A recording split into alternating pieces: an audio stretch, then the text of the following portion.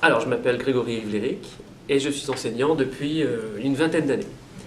J'ai enseigné pendant 10 ans en France avant de partir à l'étranger, et notamment au lycée Charles de Gaulle de Londres et au lycée Pierre Loti de Istanbul, avant d'arriver cette année, en 2015, à l'EFAN à Norfolk. Je suis Monsieur Gelé, je suis professeur de l'éducation nationale, je suis certifié PLP maths sciences, j'ai 47 ans, j'étais ingénieur chez Ford auparavant, ingénieur commercial, et je suis professeur depuis 8 ans. Alors, pourquoi je suis venu à l'EFAN? Je dirais pour 2 raisons.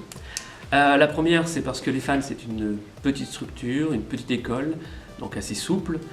Moi, j'ai plutôt connu de gros établissements dans ma carrière.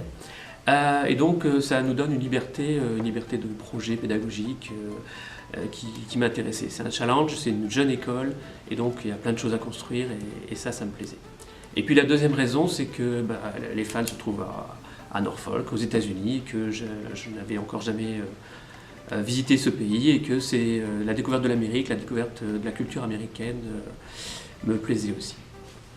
Eh bien, parce que j'ai beaucoup voyagé dans ma vie, et je pense qu'une expérience à l'étranger, une de plus, c'est que du positif, que ce soit pour moi, que ce soit pour les élèves.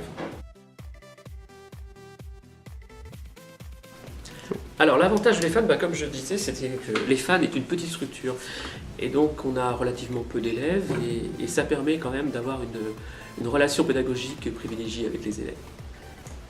Par ailleurs, on travaille beaucoup avec le numérique, et on a à notre disposition tout le parc informatique des 2 établissements dans lesquels on travaille.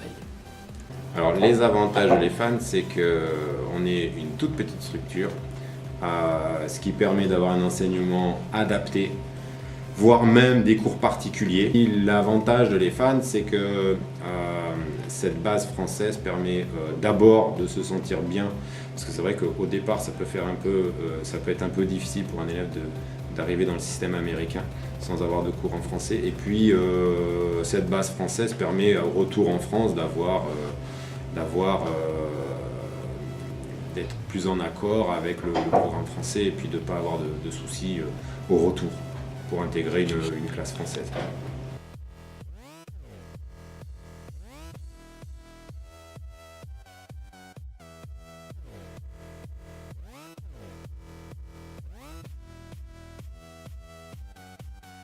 Good morning, my name is Ted Daughtry and I'm the principal at Granby High School.